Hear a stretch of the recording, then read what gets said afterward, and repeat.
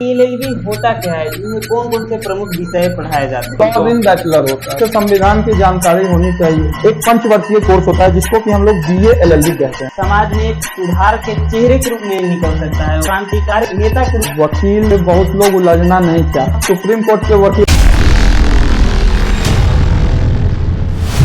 नमस्कार, मैं राहुल कुमार स्वागत करता हूं आज की इस विशेष सीरीज शिक्षा के क्षेत्र में जागरूकता। आज हमारे साथ मौजूद हैं महात्मा गांधी अंतर्राष्ट्रीय हिंदी विश्वविद्यालय के सेतु कुमार, जो यहाँ पर एलएलबी कर रहे हैं। तो आपका बहुत धन्यवाद हमारे शिक्षा के क्षेत्र में सीरीज में जुड़ने के लिए। धन्यवाद। तो सबसे पहले जानना चाहेंगे कि एलएलबी होता क्या है, इसमें कौन कौन से प्रमुख विषय पढ़ाए जाते हैं? LLB का अगर फुल फॉर्म बोलते हैं तो लॉज इन बैचलर होता है, ठीक है। तो लॉज इन बैचलर हो जाता है कि लॉ होता क्या है। जो आप LLB बोल रहे हैं, LLB तो आपका वो आप उसका फुल फॉर्म बता दिया कि लॉ। LLB का short form, laws in bachelor का शॉर्ट फॉर्म हो गया LLB। तो लॉ की जब बात करते हैं, लॉ क्या है? नियमों का एक समूह होता है, ठीक है, जिससे कि हम ये देखते हैं कि समाज में लोग कैसे कर्तव्यबद्ध होके अपने कार्य का पालन करते हैं। तो जैसे नियम हमने बताया कि नियम का उल्लंघन जब करते हैं तो भारतीय संविधान को ही हम कह सकते हैं कि वो नियम है। तो उसका जब आप उल्लंघन करेंगे तो समाज में क्या प्रभाव पड़ता है, उसका क्या प्रभाव है, उस जब आप नियम का उल्लंघन कर रहे हैं तो उसके हिसाब से आपको क्या दंड दिया जाएगा। तो उसी को हम लोग लॉ बोलते हैं। तो ये इसमें कौन कौन से प्रमुख विषय उपलब्ध हैं हमारे विद्यार्थियों को बताइए। पहले तो आपको जब आप लॉ की शुरुआत करते हैं तो आपको मूल रूप से संविधान की जानकारी होनी चाहिए कि संविधान होता क्या है। उसके बाद जब आप धीरे धीरे आप प्रथम छमाही, द्वितीय छमाही, तृतीय छमाही, जैसे जैसे आपका सेमेस्टर बीतेगा उस हिसाब से आपको सब्जेक्ट वाइज बताया जाएगा कौन सा सब्जेक्ट आपके लिए इम्पोर्टेंट है, ठीक है। तो इसमें हम दो तरह से जब आप 12th करके आते हैं तो उसके बाद होता क्या है कि एक पंचवर्षीय कोर्स होता है जिसको कि हम लोग BA LLB कहते हैं, ठीक है, बैचलर प्लस लॉ। तो वो 5 साल का होता है, ठीक है। उसके बाद दूसरा आता है कि आप पहले बैचलर कर लीजिए 12th के बाद, उसके बाद आप लॉ कीजिए, तो उसको हम लोग 3 साल बोलते हैं। तो उसमें आपका 6 साल चला जाता है, ठीक है। 3 साल आपका बैचलर के लिए चला जाएगा और 3 साल आपका लॉ के लिए चला जाएगा। लेकिन जब 12th के बाद आप CUET, अभी की जो प्रमुख परीक्षा मानी जाती है जिसमें आप लोग सेंट्रल यूनिवर्सिटी में एडमिशन के लिए बात करते हैं, तो लॉ के लिए अलग अलग विभिन्न प्रकार के आपको यूनिवर्सिटी देखने को मिलेंगे। विश्वविद्यालय है, BHU है, दिल्ली यूनिवर्सिटी है। दिल्ली यूनिवर्सिटी में अभी हाल फिलहाल में ही लॉ शुरू किया गया है। तो दोनों कोर्सेज हर यूनिवर्सिटी में आपको देखने को मिलेंगे। एक पंचवर्षीय होता है, एक 3 वर्षीय होता है। इसमें जैसे मान लीजिए कोई सामान्य विद्यार्थी आता है तो इसमें क्या क्या प्रमुख टॉपिक, क्या क्या प्रमुख विषय उसे पढ़ना पड़ेगा? लॉ में तो आपको मूल रूप से पहले तो आपको संविधान की जानकारी होनी चाहिए। तो प्रथम छमाही में जैसे आप जाते हैं तो उसमें आपको टॉट अपकृत्य आता है। उसके बाद आप जब तीसरे चौथे इस तरह से जब आप सेमेस्टर बीतेगा तो जब आप जो पंचवर्षीय कोर्स कर रहे हैं उसमें से अगर आप जाते हैं तो पंचम छमाही में जब आप आएंगे तो उसमें आपको 6 लॉ पेपर पढ़ने होते हैं।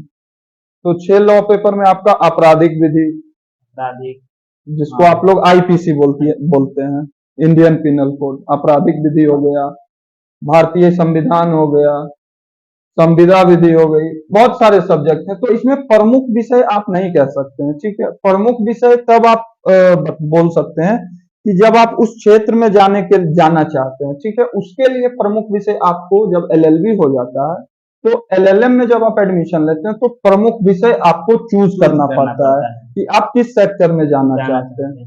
कॉर्पोरेट सेक्टर में जाना चाहते हैं तो उसके लिए कॉर्पोरेट लॉ, जो अभी कंपनी विधि के नाम से जाना जाता है, उसमें आप कंपनी लॉ पढ़ना होगा आपको।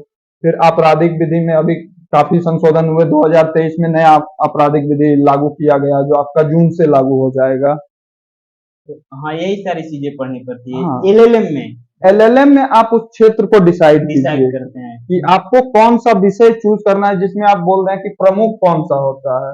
तो स्पेशलिस्ट आप किस चीज के बनना चाहते हैं तो वो LLM में आपको चूज करना पड़ता है। वकील बनना चाहते हैं, किस चीज में आप प्रांगत हासिल करना चाहते हैं, यह कोर्स LLB के बाद LLM होता है। हाँ, उसमें आप चूज कीजिएगा। तो इसका LLM का भविष्य किस रूप में देखते हैं, किस ओर जा रहा है, क्या आने वाला भविष्य इसका कैसा है, इसमें कौन से रोजगार के अवसर उपलब्ध हैं?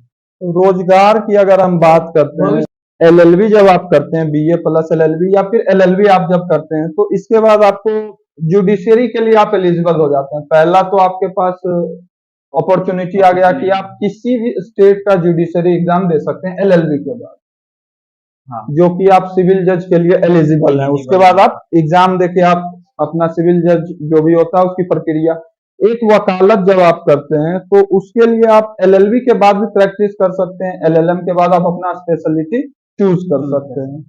अब इसके भविष्य की बात करते हैं तो समाज में जब आप देखते हैं तो ऐसे कई लोग होते हैं जो कि सक्षम नहीं होते हैं कि हम प्राइवेट वकील हायर कर सकें।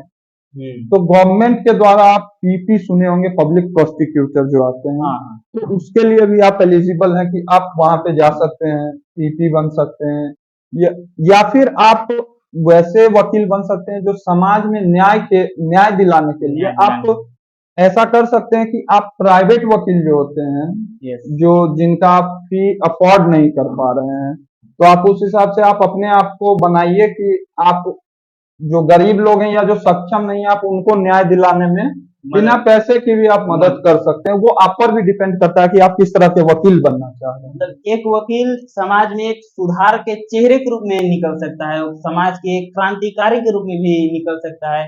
एक वकील एक अगर बड़े नेता के रूप में भी उभर सकता है। वह समाज में जो भी बुराइयां चल रही हैं, जो भी चीजें चल रहे हैं, जो समाज के लिए अमान्य है, असहनीय है, उसमें सुधार कर सकता है। कानूनी प्रक्रिया से लड़कर, जूझकर उसका सामना करके उससे लड़ सकता है। यह काम एलएलबी, क्योंकि देश का जो चलता है अंततः यह संविधान से ही चलता है, कानून से ही चलता है। तो इसका देखिए, आप जैसे बात की तो भविष्य बहुत अच्छा है, इसमें बच्चे एडमिशन ले रहे हैं। बिल्कुल। तो जो बच्चे एडमिशन लेना चाहते हैं उनमें मतलब क्या आप दो चार शब्द बोलना चाहेंगे कि इसकी एडमिशन लेने के लिए बच्चे उत्सुक हो जाए, हाँ मुझे ये करना चाहिए, क्या पावर देता है, ये क्या चीज? देखिए, वकील से बहुत लोग उलझना नहीं चाहते हैं। हाँ, ये भी एक समाज में बहुत ये तो सभी जानते हैं कि हाँ। वकील, अगर आप बहुत समाज में देखते होंगे कि वकील से, अगर पुलिस के पास भी आप जाते हैं, अगर आपका केस हुआ है, हाँ, तो लोग बोलते हैं कि आप वकील साहब से बात कीजिए। हाँ, ठीक है, तो वकील का अपना ही एक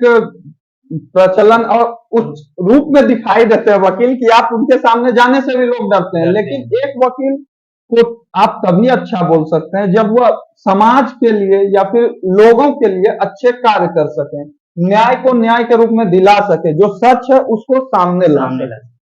तो अगर आप सुप्रीम कोर्ट के वकील को देखते हैं तो वहां पे आप नेता लोग भी बैठने से डरते हैं। जो आज के समय में अगर आप देखते हैं तो अगर नेता क्या है, नेता अगर आज के समय में भी देखते हैं तो नेता, आप हर नेता को अच्छा नहीं बोल सकते हैं। हाँ, हर में कुछ कमियां खामियां, और कोई भी व्यक्ति कानून से ऊपर नहीं है। तो वकील उसी कानून को लागू करने में, उस कानून को समाज के सामने रखने में, समाज के सामने यह बताता है कि आप कानून के अनुसार आप किस तरह से लड़ाई कर सकते हैं। अगर आप पर पुलिस जुल्म कर रही है तो वकील आपको कैसे न्याय दिला सकता है।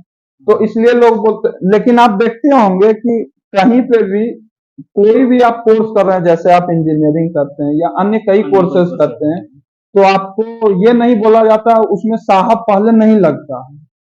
हाँ, लेकिन इसमें इसमें आप देखिएगा कि जब लॉ लोग ये कह रहा है कि हम बीए एलएलबी कर रहे हैं या हम एलएलबी कर रहे हैं, कि वकालत हम कर रहे हैं, तो आपको पढ़ाई के क्षेत्र में ही आपको बोला जाता है कि वकील साहब। हाँ, एक बहुत बड़ा सम्मान, एक सम्मान के साथ आपको देखा जाता है कि आप समाज में क्या आ रहे हैं, आपके समाज में किस रूप में देखा जा रहा है।